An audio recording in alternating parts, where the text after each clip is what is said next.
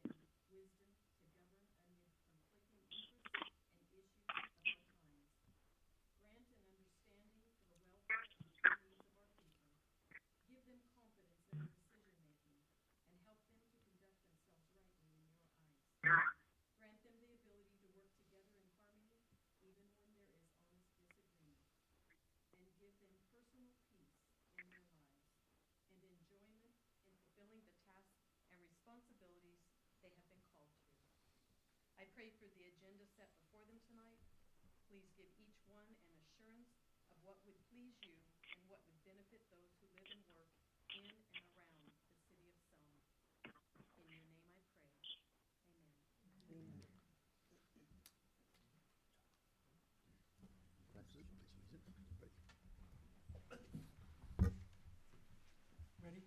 Begin. I pledge allegiance to the flag of the United States of America and to the republic for which it stands, one nation, under God, indivisible, with liberty and justice for all. Good job, Yanni. Okay, we're going to go into roll call just from members and viewing. We're going to go into roll call. Before that, I just want to announce to the members viewing online that Mayor Robinson is here with us via teleconference. He had a very important meeting to attend in LA on behalf of the city, so he is present with us today. Roll call, please. Councilmember Avalos? Here. Councilmember Guerra? Here. Councilmember Trujillo? Here. Mayor Pro Tem Franco? Here. Mayor Robertson? Here. Okay, potential conflicts of interest. Any council member who has a potential conflict of interest may now identify that item and recuse themselves from discussing or voting on the matter. Okay. Mr. Mayor, staff would like to pull items 3 and number 5 from the agenda this evening, bring them back at a future date. Do we need a motion on that, or just?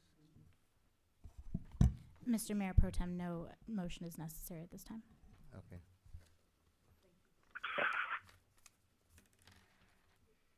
Okay. Oral communications, notice to the public. At this time, any member of the public may address the city council regarding any item over which the council has jurisdiction. No action or discussion will be taken on any item not on the agenda. Issue raised will be referred to the city manager for review. Members of the public shall limit their remarks to 3 minutes. Is there anyone wishing to speak? Mr. Mayor, is there anyone wishing to speak at your location? There is no one who wishes to speak at this location. Okay, very well. Then we're going to move on to special presentation. Our first presentation is introduction of Recreation Coordinator Liz Martinez.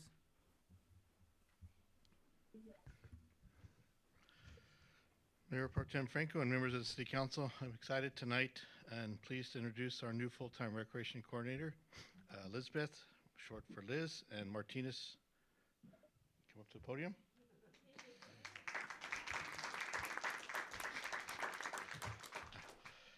Liz is a Selma native and a graduate of Selma High School. She is currently completing her last semester of federal state in receiving her BA in Recreation Administration with an emphasis in youth and community services. She's been a member of CPRS, California Parks Recreation Society District 7 for the past 4 years and was very active at Fresno State Recreation Program. She's previously worked for the City of Kingsburg and the City of Fresno. She stated she's super excited to be serving the community she grew up in. Liz will be running the Senior Center, assisting in the Recreation Division, Sports Division, and Youth Services Division. So this is exciting. Not quite as many as the fire department, but it's been a while since I've had a full-time person. So I'm happy with one. So I appreciate the city council and the staff for letting us get a full-time coordinator. I think you'll see some expansions of our program. So with that, I introduce Liz.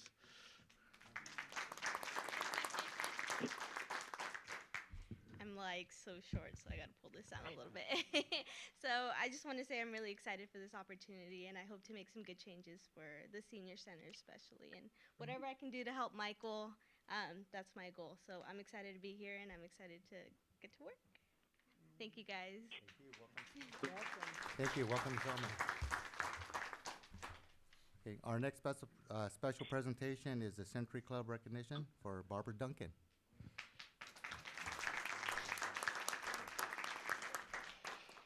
Again, Mayor Pro Tem Franco and members of the City Council. Dave Arvello, who's a City of Selma Public Works employee, I know is here, had a discussion with our mayor, who eventually met with our city manager, Teresa Gallivan, about recognizing citizens of Selma who can join the Century Club, for those who are 100 years or more. I'd like to say someday I'll be up here. Got a little ways to go, but I'm more than halfway there. As we discuss this item, we decided to have it on the agenda, and tonight will be our first recognition. Following this presentation and introduction from the Mayor Pro Tem Franco, we will be setting up a perpetual plaque at the Senior Center, and as those get added, we'll continually add that. So I will turn it over to our Mayor Pro Tem for the presentation. All right.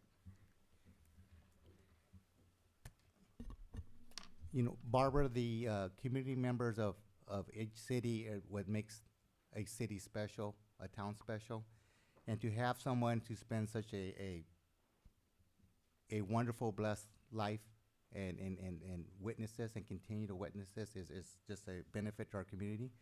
So on behalf of the city of Selma, we'd like to acknowledge you as the very first Century Club milestone winner, Barbara Duncan, and we'll be coming down to each congratulating person and say congratulations.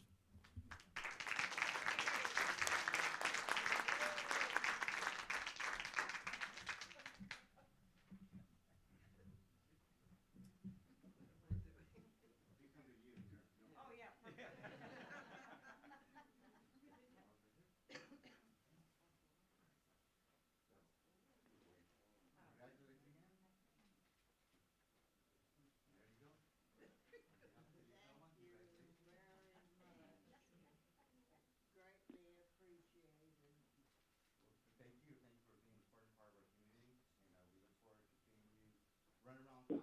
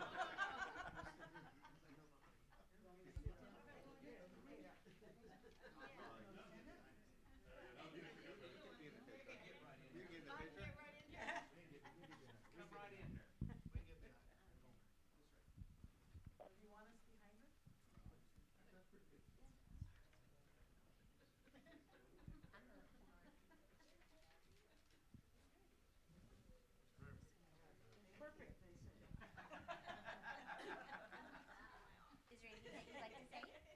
We want to know what you're drinking, so we can.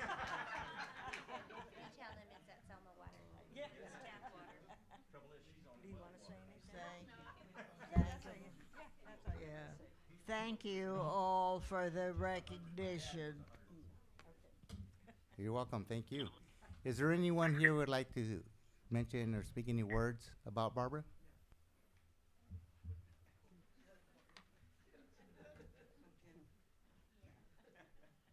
I'm Jennifer Earl, and I go to First Christian Church with Barbara.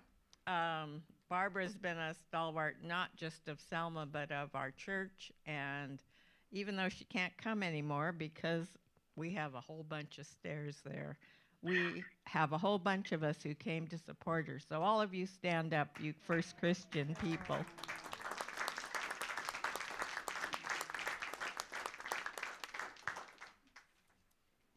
right, well, thank you. Moving on. Okay, moving on to consent calendar. All items listed under the consent calendar category are considered routine. The complete consent calendar will be enacted by one vote by roll call vote. For the purpose of discussion, any city council member may have any item removed from the consent calendar and made part of the regular agenda. The council can then approve the remainder of the consent calendar. Does anybody wish to have any items removed? Mayor Pro Tem, I'd like to take out B from the consent calendar. Okay, 1B. Do we have a motion for item 1A?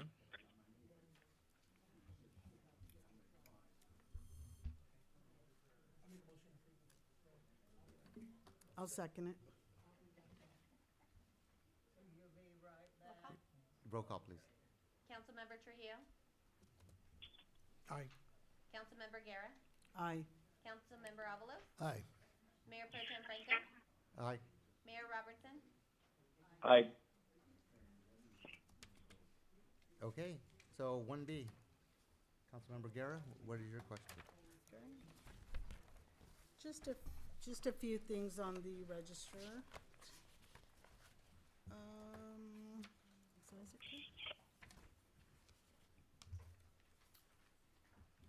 Okay, the first one, Isaac, check number 72134, best tours and travel for the senior trip, 11,595. Can you give me some clarification on that? Sure, that's for some senior trips. It's actually going back about 5 months or so, 3 or 4 trips. The average around 3,000 to 4,000 a trip. They're actually reimbursed by the senior citizens that are taking the trip. So we receive the money and we pay it back out to the vendors that are participating. Okay, so that's a reimbursement. That's correct. Okay. Okay, check number 72158, Fresno Police Department Crime Analysis quarter, and it says 6250. Correct. That's a quarterly payment for a crime analyst that the police department has. They use them. They actually split the services with other cities. That's why we're able to get the service at that rate. It's a reduced rate because of that.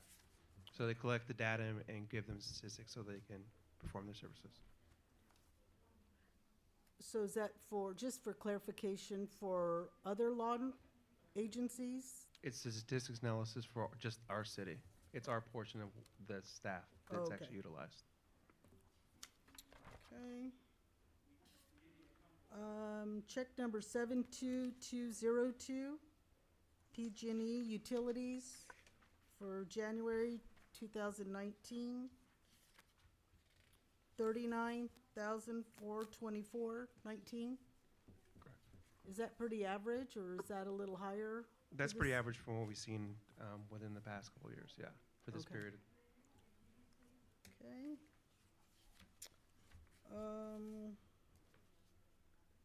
72220, Oompa Bank, and it says 2015 refi bond for 279,572. Can That's I a get some clarification on that? Yeah, it's a debt structure payment that we made. We actually had a couple of bonds outstanding. We did a refinancing, which basically we took those bonds and restructured them so we can get a lower rate.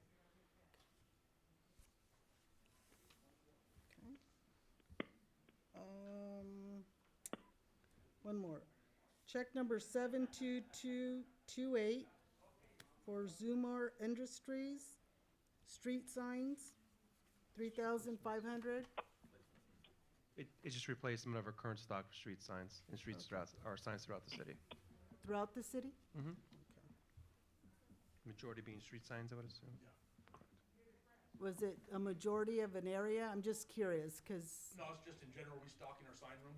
It's something we do probably 3 times a year.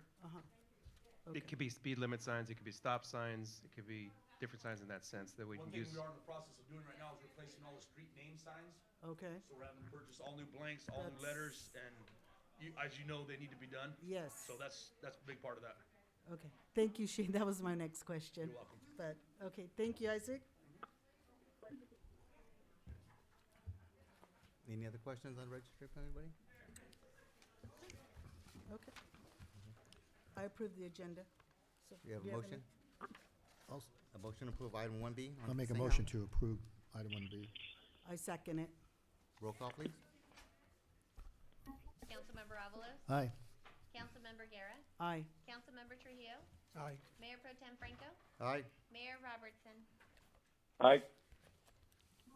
Okay. With that said, next item, 2, we have a public hearing. Consideration of accessory dwelling unit ordinance. City Manager Gallivan.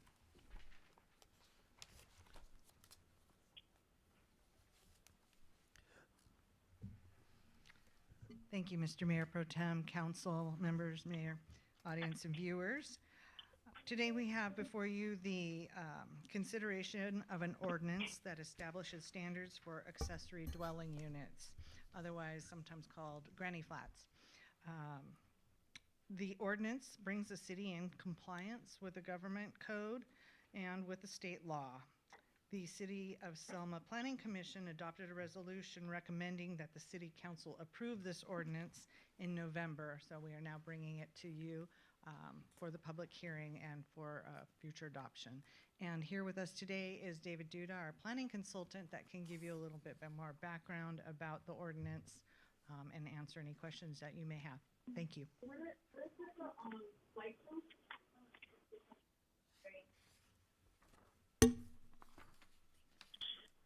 Good evening, Mayor Pro Tem Franco, City Council members, David Duda, Contract City Planner, and ADUs, accessory dwelling units.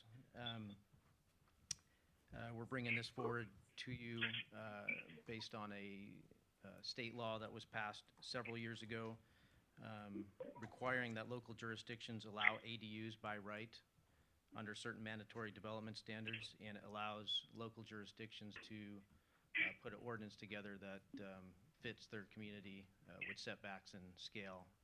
And that's what we are bringing forward today that does that, and it meets state law objectives. Just to highlight a few of the ADU development standards is parking. State law allows for a garage to be converted to an ADU and on-site parking, and garage and carport parking can no longer be required for ADUs. ADUs can be detached or attached units. Only one story only is allowed for ADUs.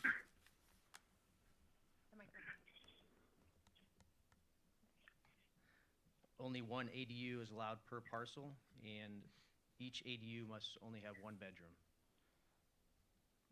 The proposed ordinance does not allow ADUs on a second story or above a garage. And each ADU, the maximum size is 1,200 square feet, or half of the primary residence. So if you have a 2,000 square foot primary residence, your max ADU would be 1,000 square feet. Under CEQA, this is an exemption, 15282H, and meets the CEQA guidelines. In summary, the proposed ordinance provides clear standards for ADUs that are compliant with state law, and this will allow staff, city staff, planning staff to navigate the ordinance for any ADUs that are presented to or proposed within the city.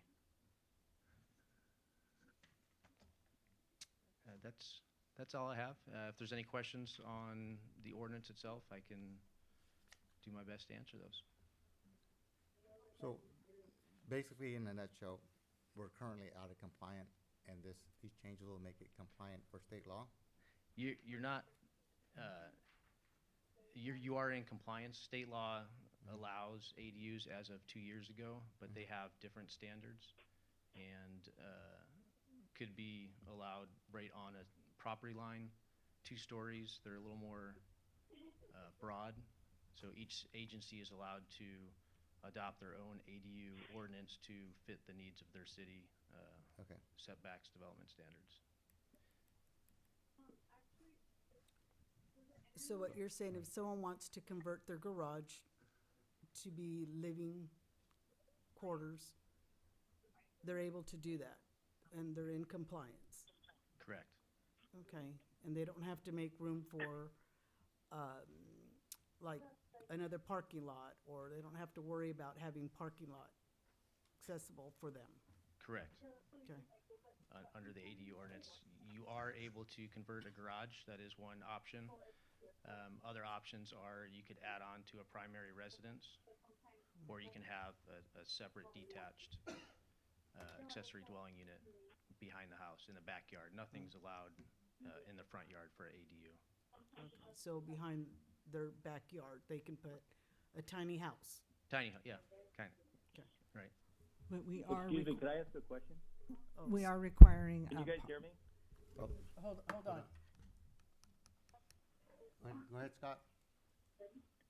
Can, this is for the city planner.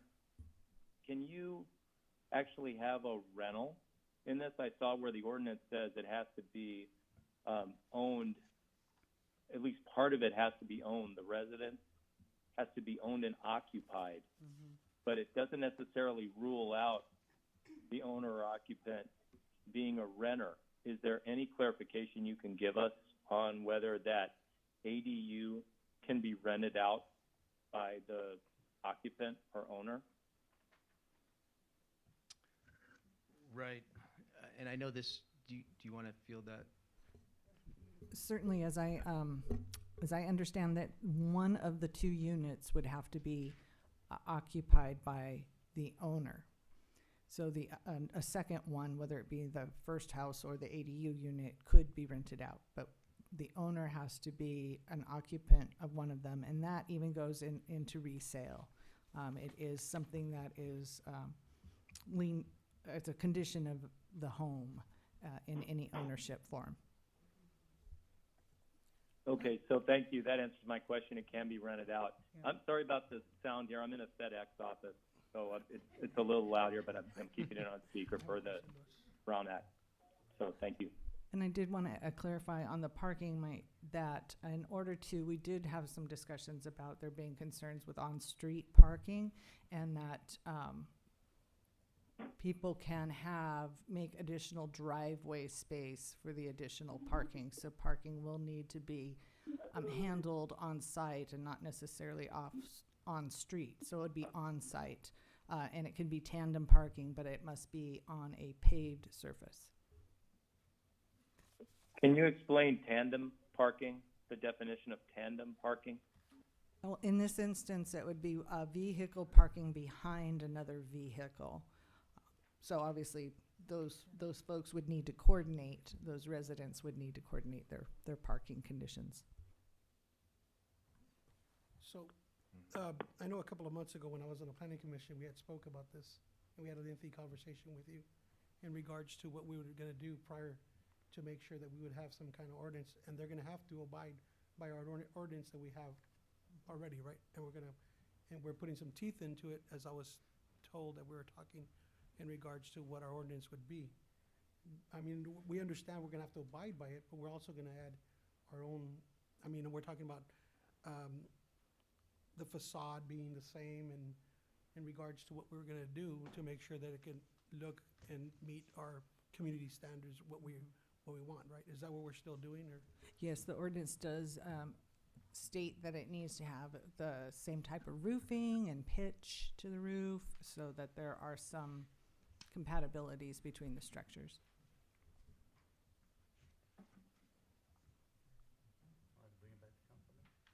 Okay. The public hearing.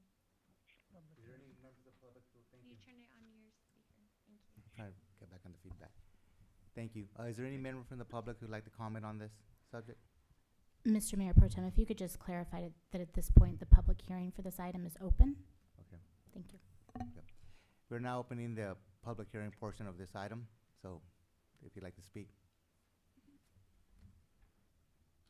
Teresa Herrera, 3526 Hill Street. So I have a quick question. Does that mean I can have an Airbnb?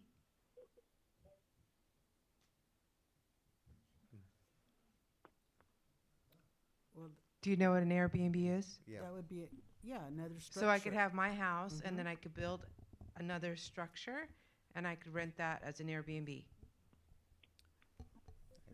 I think as long as you live in your house currently, right? Mr. Mayor Pro Tem, if I may? Yes, please. Members of the council, under the proposed ordinance, as long as the owner lives in one of the units, the other unit may be rented out. It's my understanding that the city does not have any regulations with respect to Airbnb or VRBO, so it would be dependent upon the property owner how they chose to rent that second unit. Thank you.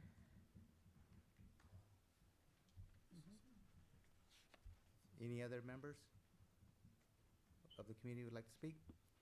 No? Okay. Pardon? Mayor Robertson, are there any members of the public who wish to speak on this matter in your location? No members wish to speak at this time. Okay, then I'll refer it back to council. The public hearing portion is now closed. Okay, now I'm referring it back to council. Any discussion items, guys? No?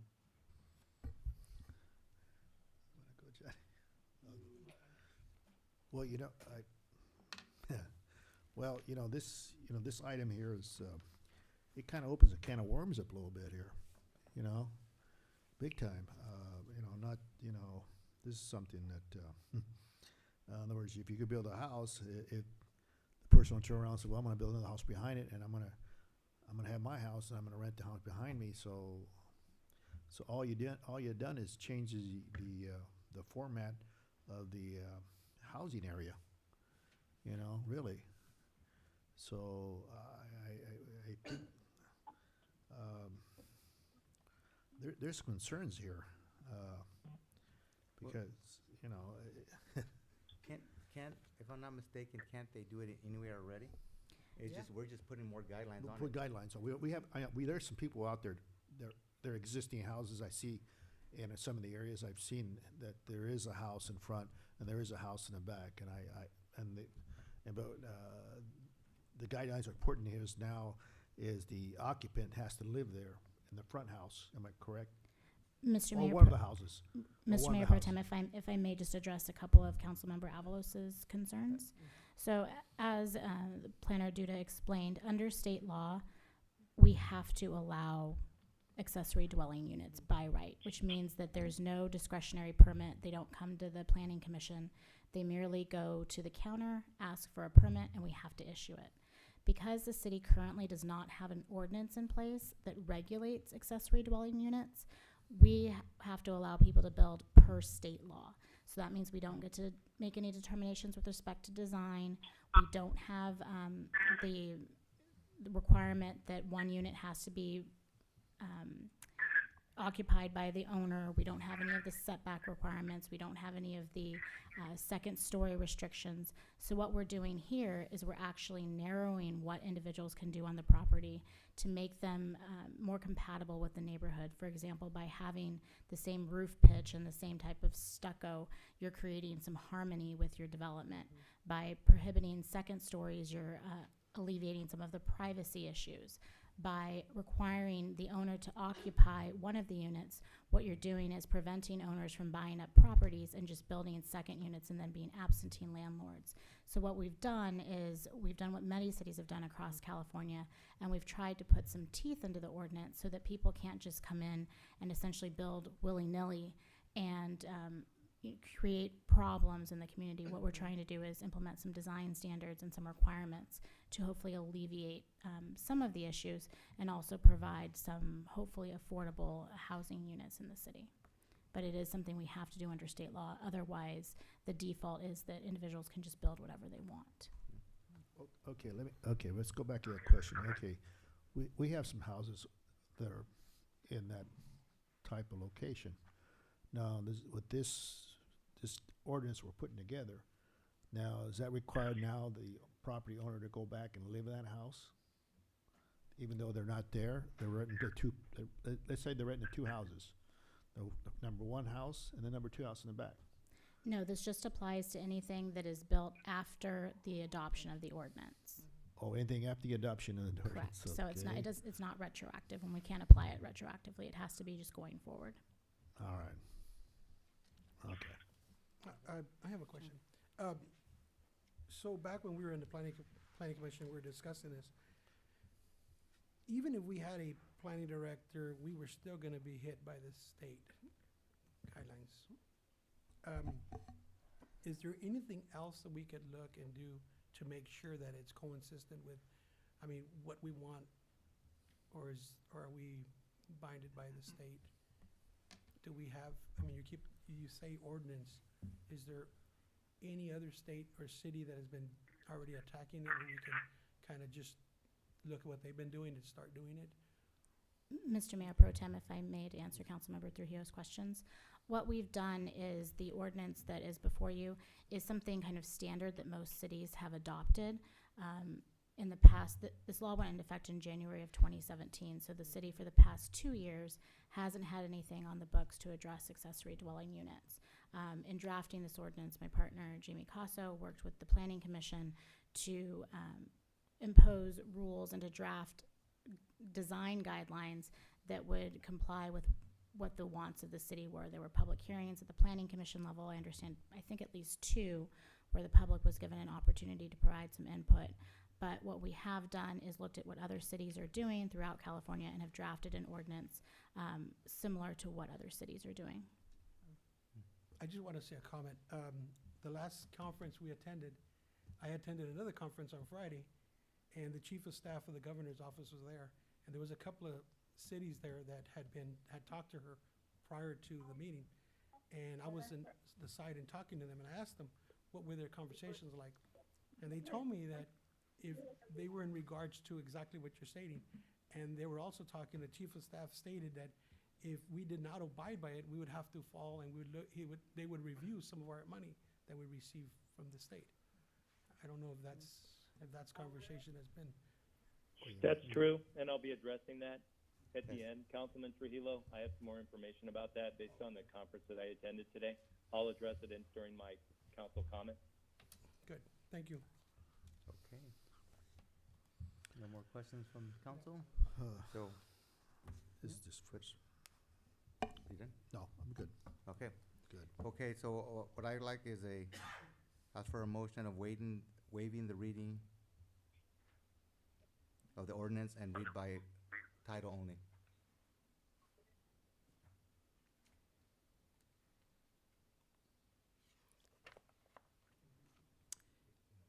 I need a motion to waive the reading of the ordinance and read by title only. I make a motion that you go ahead and approve the item without reading the motion. Mr. Mayor Pro Tem, if I can just explain. Yeah.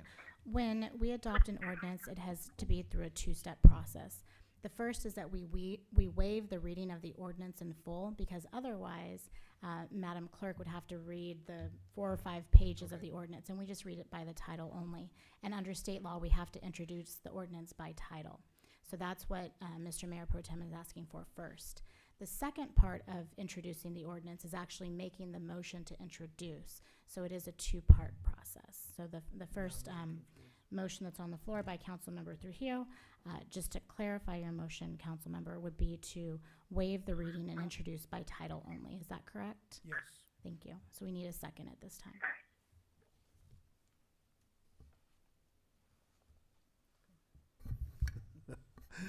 I'll second the motion. Okay, we have a first and a second. Roll call, please. Councilmember Trujillo? Aye. Councilmember Avalos?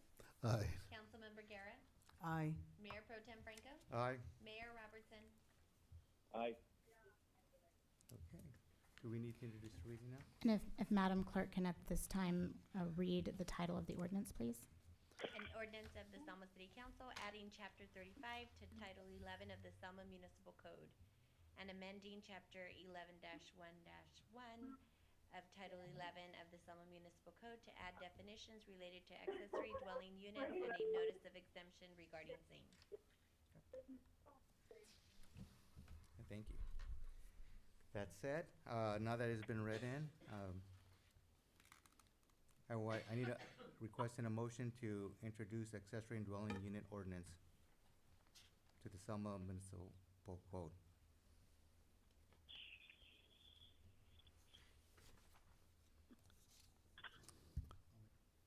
I'll make that motion. I'll second it. Okay, roll call, please. Councilmember Avalos? Aye. Councilmember Guerra? Aye. Councilmember Trujillo? Aye. Mayor Pro Tem Franco? Aye. Mayor Robertson? Aye.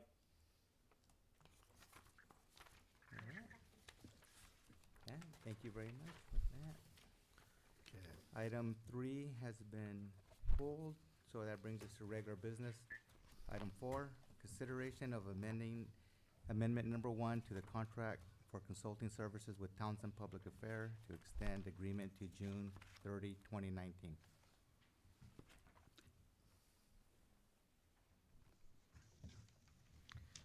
Thank you, Mr. Mayor Pro Tem, members of council, mayor, audience, and viewers. Teresa Gallivan, City Manager. The item before you is as an amendment to the contract for consultant services with Townsend Public Affairs. Our current agreement with them is started in March 2018 and has gone for a year at $3,500 a month for a total of $42,000. In that time, Townsend has acquired $211,214 worth of grant funding for the city that has been acquired. And they've also assisted us with a total of 7 different grants, some which we are still waiting for information, all of which we're actually waiting for further information on. Of those 7 grants, 4 of them amount to more than $2.6 million that we could be looking at. So those are some of the reasons why we're bringing this request to extend the agreement for the remainder of this fiscal year. The agreement was funded in the budget to go through the remainder of the fiscal year. So we're looking at a 4-month extension that we're requesting from you today, so that we can continue with the work that we've started, and since it is budgeted.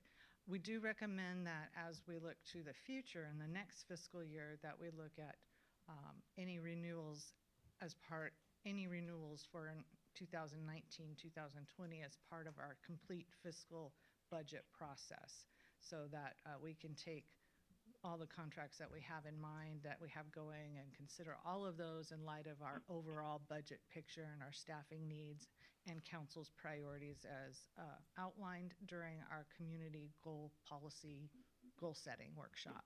So that is what we're looking at today.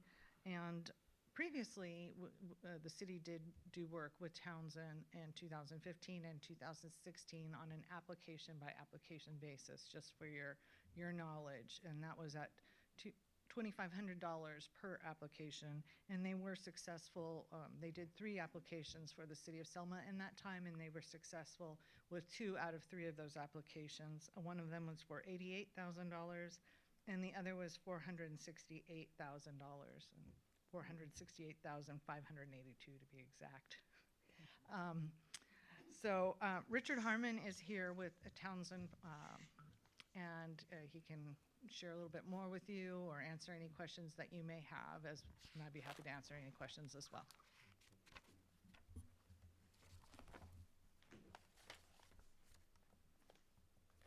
Good evening, Mayor Pro Tem Franco, council members. I'll be brief. Richard Harmon with Townsend Public Affairs. I have my update presentation that I've been giving you on a quarterly basis here that I'll run through quickly. I also have hard copies. Raina, I don't know if you'd like to have hard copies, and Ms. Gallivan, the table I provided you just as a reference from the monthly report. I have one more. Sorry.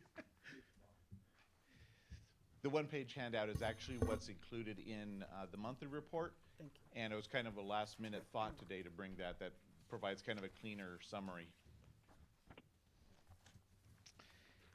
And I think I may need, are you going to click for me? Okay. Sure. In fact, if you like, you could skip to the next slide. So recent activities, the Active Transportation Program, this is one we submitted at the end of last July. This was for undergrounding of some of the Selma Branch Canal to put a bike trail on top. I think I provided kind of a heads up in December. They announced at the state level the awards for this program. They received about $2.2 billion in requests and funded approximately 40 applications, of which I think 11 were in LA County. And Fresno County, I think, received 1, maybe 2 of the 40 applications statewide. When we were successful the last cycle with the 2 applications that Ms. Gallivan mentioned, we were successful at the regional level. So after the state does their review and fund what they can, then the regional agencies, Fresno COG in our example, has some funding to be able to fund what's left over. And this year, I believe they funded 8 applications, of which 6 were from the city of Fresno, which I think for us creates a unique situation in that I think the city submitted more than 8 to 10 applications, and it makes for very tough competition at the regional level when they have a team, doing that. So at this point, I don't believe Fresno COG has finalized and approved those recommendations, but I'm not optimistic of being awarded from Fresno COG. Although there are some alternate sources, including Prop 68, that we'll be looking at for this application. Last December, I believe it was December 21st, we submitted an application to the Department of Public Health, which operates a new tobacco grant program. This was one we received notification of award last week. This is going to establish, we called it the STOP program, Selma Tobacco Operations and Prevention. Provides funding for officer training on illegal sales of cigarettes and tobacco to minors. It provides funding for sting operations, as well as for some education activities within school sites for youth. Next slide. So the joy that we're all living with this week and next, this Friday we have 2 pre-applications due to Kings Basin Authority for integrated regional water management. These are stormwater and recharge projects. Interesting because when we did work previously with the city, I believe back in 2015, they released the planning dollars for this program. And that's the funding that was used by Kings Basin to basically update the stormwater plan, and then the city submitted these 2 projects for inclusion in that. We are finally now, almost 4 years later, to the point where the Department of Water Resources is putting out the actual implementation dollars for that program. So now is the time that we'll be working with Kings Basin to be part of a larger application they'll be submitting for some of these projects, and these are due this Friday. Fresno COG does have a transit-oriented development program, which we've been working with. This is one where it's a program really designed for cities that have a new development coming in, and they're working on how do they tie that new housing development to transit and getting people to jobs, schools, et cetera, but primarily getting them on transit so they're not having to use their single occupant vehicles. So we're looking at what we can apply for here. Just in the last year, they've opened this, I think last year was the first year, they opened this up for all the cities in Fresno County to apply for. So we're actually looking through to see what we can submit for this that will help transit ridership in the city, since there's not actually a new housing development currently that we're trying to connect with transit. Last week, was it last week? It was last week. After several months, so when we came on board last March, voters had yet to approve Proposition 68, which they did last June. So spent a lot of time with Michael at workshops with the Natural Resources Agency as they developed guidelines for various programs. This was actually the first program out of the gate for Proposition 68, the Cultural, Community, and Natural Resources Grant Program. We went through several iterations of a project for this. This program is one time only. It's kind of a kitchen sink program in that there's several categories that are very different from each other. Everything from science centers to conversion of fossil fuel power plants into open space to sort of park activities. And there's 37 million, and it's very unclear yet how they're going to divide the money up among these very disparate individual pots. So we did put in for the first phase of the Rockwell Pond project, which is trail, bridge, and some accessibility work out of Rockwell Pond. So we submitted those concept proposals last week. I think we're expecting sometime in March, probably the second half of March, the Natural Resources Agency will announce of all the concept proposals that were submitted, who is going to get a site visit and then be asked to submit a full application. Part of this effort, because that program is so unique in terms of the funding, and it's a brand new program, we're not sure how they'll be giving out the funds. Part of the effort is to use this as sort of feedback if we're not successful on this large project, because we will be going after Prop 68 funds later this year for this project. So part of this is to be able to get that feedback, exposure with the Natural Resources Agency staff so they know our project and want to fund it. So we should hear back within the month or so about whether they're going to come and visit us and ask us to advance further. I know I've spoken about this one. I think we're FEMA. These are for the self-contained breathing apparatus joint application we submitted. We think next month FEMA will start announcing awards. FEMA does it differently, basically starting in about March, April, and going through September. Basically every Friday they announce a list of jurisdictions around the country who are getting awards. So they stretch it out over about a 3-month period. So basically every Friday morning, you hit refresh on your FEMA site to see if you're included in that list. Next slide. Actually, this was just my summary of Prop 68. There are some more programs coming out. There's one coming out this spring, the Green Infrastructure Grant Program. There's also going to be the statewide parks program, which we're looking at for Rockwell Pond, as well as a California Greenways trail program that will be coming out. And there we go. I knew I had a slide on it. The Green Infrastructure Grant Program, statewide park program. Next slide. The other one we're watching, Senate Bill 2 Planning Grant Program. This is to do some planning activities in an effort to expedite housing development, housing approvals. So we've been waiting for this to open. We're expecting it to open up next month. And then we'll be looking at what sorts of plans at the city level need to be updated to help encourage housing development. And then cap and trade, I have this year, we're going to be watching closely. The governor and legislature are going to make changes to the cap and trade program. So programs that we've seen funded through those dollars in the past may not be here, may be revised, may be defunded. We'll just have to see. And then I think I have just next steps. So we do have some more guideline workshops coming up for the new Prop 68 program and then the SB2. And then we'll also be looking at this summer, Caltrans will be coming out again with their transportation planning grants, and we'll be looking at some other needs the city might have. I'd like to say, staff, terrific, very responsive, just across the board. It's not always like that, and I want to say here it just works tremendously. So I'm happy with the work that's been done, everything we have in the hopper, and I wish I could control when grants are released, announced, but that's still out of my control. But I'm happy to answer any questions. I gave you a copy of the PowerPoint as well as a table from the monthly report that I updated. Okay, Richard, the CDPH Tobacco Law Enforcement Grant, that was just awarded on Friday, is that what you said? Thursday, I think we got our Thursday. letter. Wonderful. Yeah. Okay.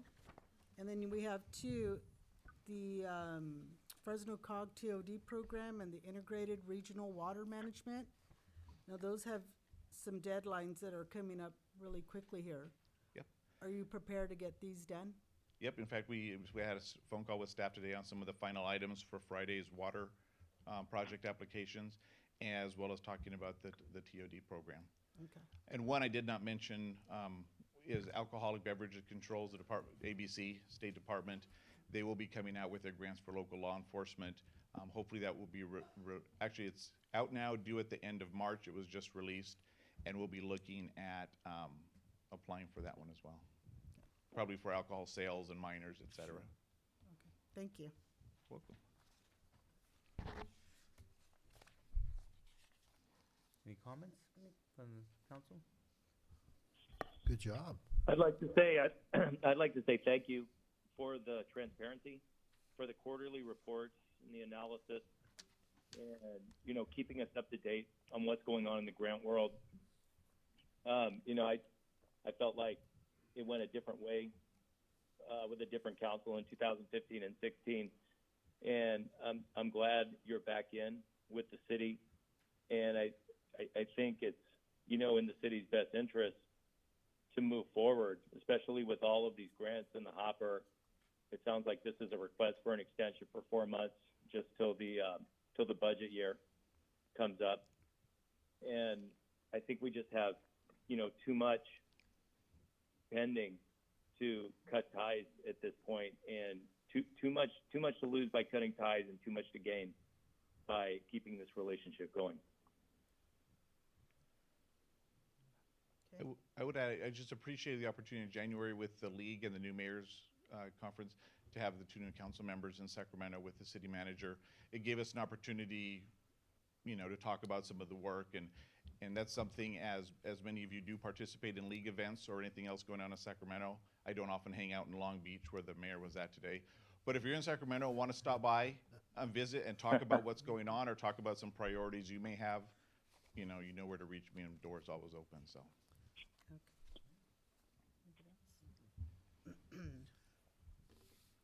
No, thank you. Thank you for what you do. Yeah. Thank you, Richard. No, thank you. And Richard, you're doing a great job, Richard. Like Jerry Maguire, show me the money for the cities. That's what we're trying to do. And you do have quarter reports, and I thank you for that as well. As Scott says, we've been watching your reports, and and we do have things on the submitted in the horizon. We hope that with the new governor, and the new staff, they can look at it in a positive manner to help the cities overall. We're not the only city, but we're one of the few. As long as one of the few gets help, we're one of the few. I hope we get the help. I thank you. Thank you. Okay. Can I make a motion? Do you have a motion? I'd like to motion to extend Townsend's through the fiscal year of June 30, 2019. I'll second it. Roll call, please. Councilmember Guerra, Aye. Councilmember Avalos, Aye. Councilmember Trujillo. I'm gonna abstain. I'm gonna say no. I'm gonna Is say it no? no. No. Okay. Mayor Pro Tem Franco, No. Mayor Robertson. Yes. All right. There you Motion go. passes. Thank you very much. Okay. Well, item 5, I believe, has been pulled, so we're already at department reports. City manager? Thank you, Mr. Mayor Pro Tem. As you're aware, the city's housing element is out of compliance due to the fact that approximately 8.5 acres needs to be rezoned to high-density residential to accommodate 169 residential units in the future. So last week in the governor's State of the State address, the governor called greater attention to cities needing to bring their housing elements into compliance.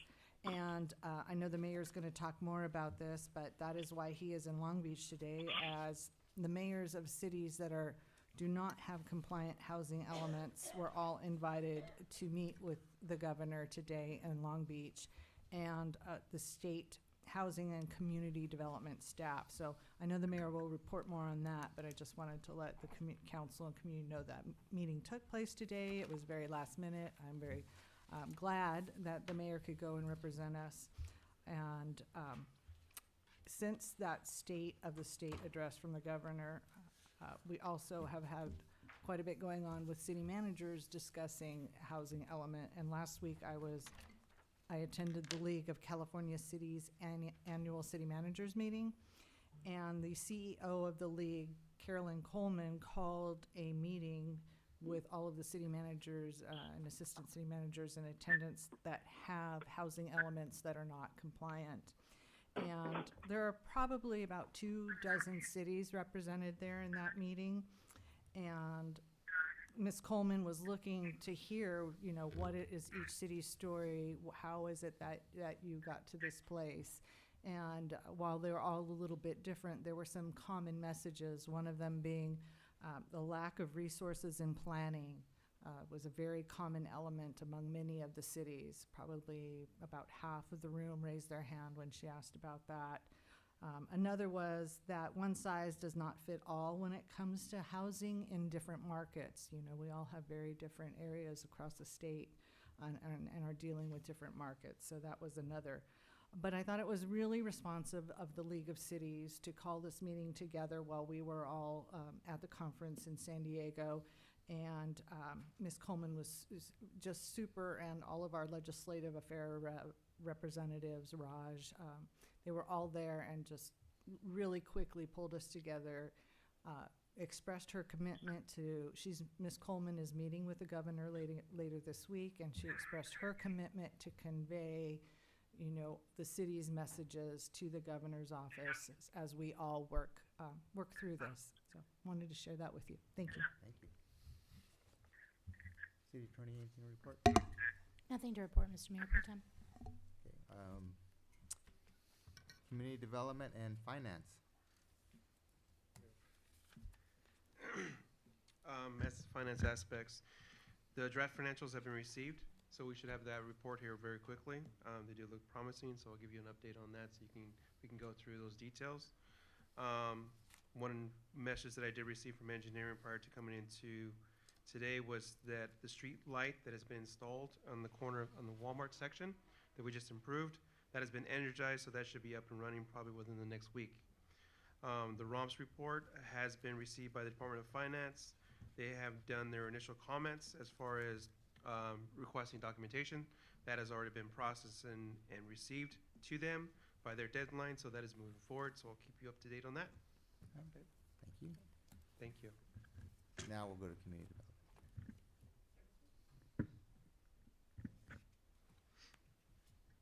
Just want to let everybody know that the enclosure at the Salazar Fence project has been completed. And so we're going to monitor, see how that works effectively for us. Okay. Fire? One of the things we try to work on, especially this time of year, is trying to get as much training as we can get in prior to the fire season picking up. In the first part of March, we'll be conducting a multi-agency training, drill, and burn out at our facility that will involve a week-long process. We'll have Kingsburg Fire, Sanger Fire, hopefully, and Fresno County Fire. Talking with the chiefs, this is an area because we do support each other so much when we have house fires and things like that, that we need to be more involved and spend more time working together and training. So we're excited to be able to organize that and be the first ones to host it. And we look for it to be a productive event. That's it. Police?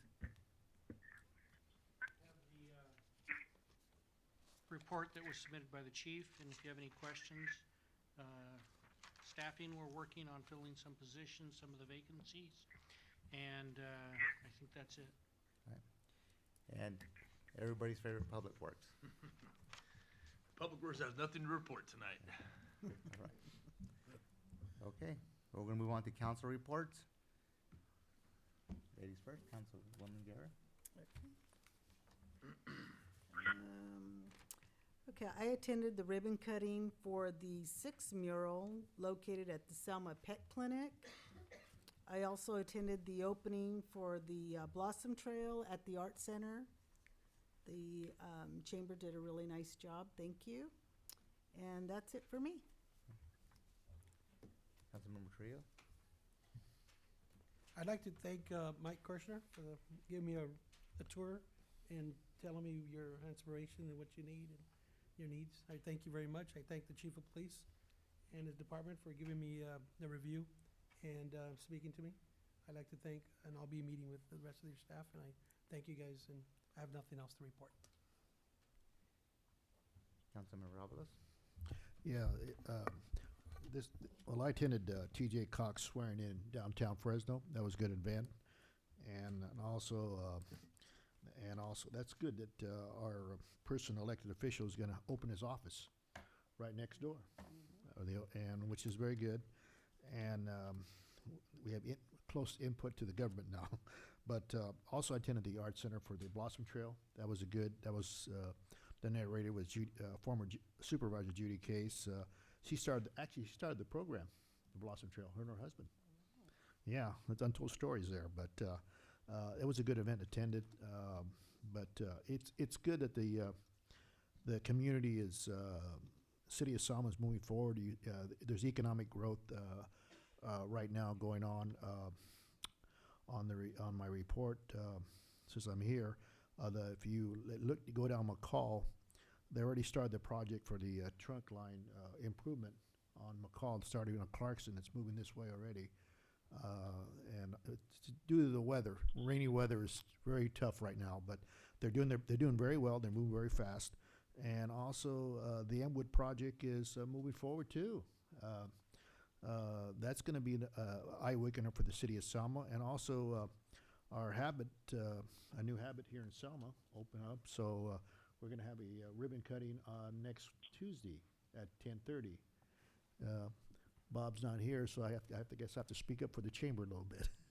But yeah, that's going to be another event. It's good that you're watching our community, and within a year, in a short time, economic growth is moving forward in our community, and you're seeing it. And the people are getting more involved. I like what I see. People get volunteering for do things now, and we still have some issues in our community. We do have a little crime, and it's everywhere. We have a homeless issue that's everywhere.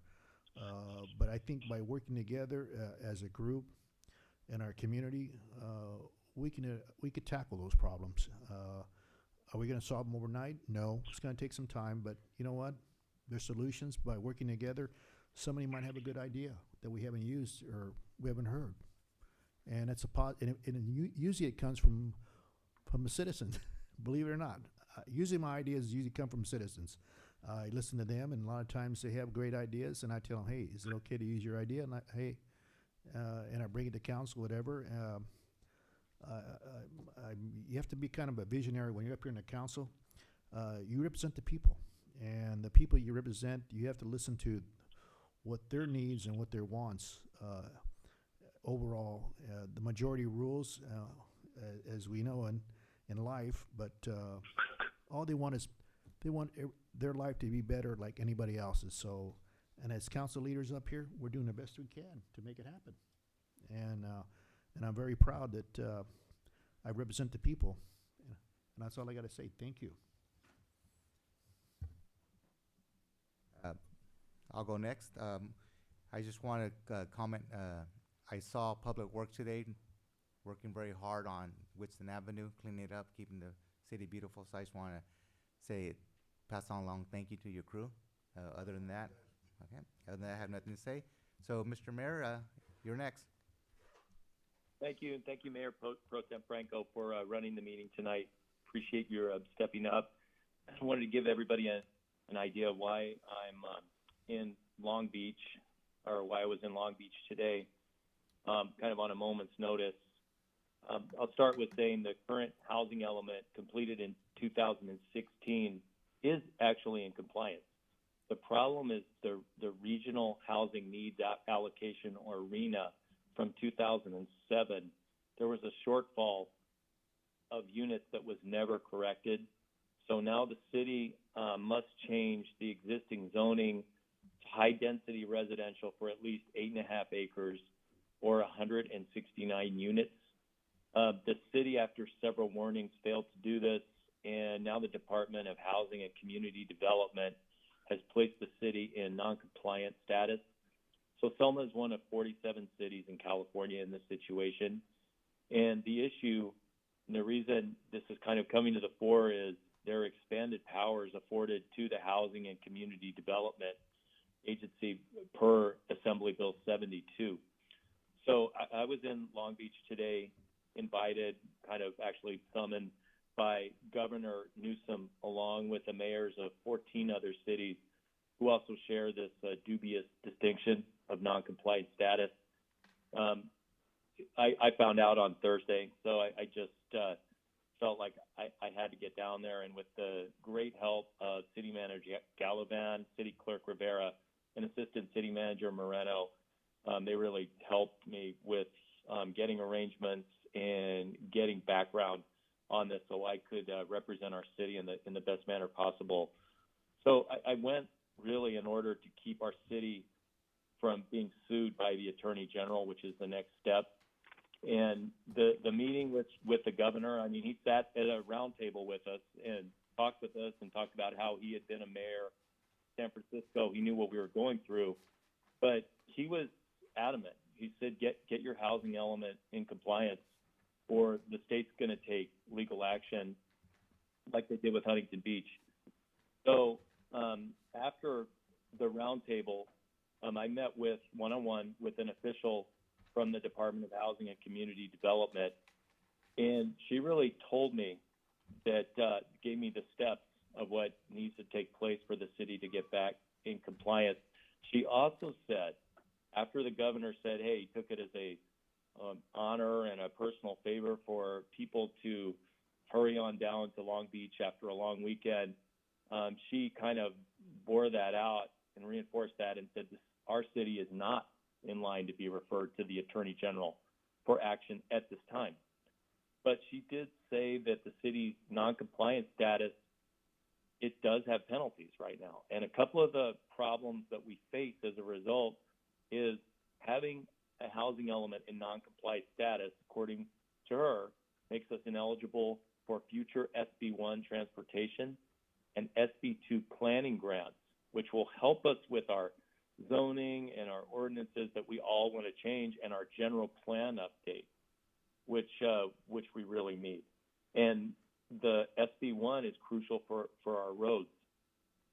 So we really need this. We need action on this and to be compliant with this.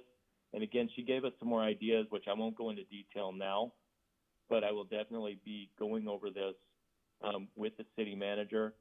And this person from the Department of Housing also said that she would be copying me, and I will be copying the city council on all communications in the future, so that, you know, we are all on the same page, because this problem affects us not only at the city administrative level, but it affects us all in the city and our way of life.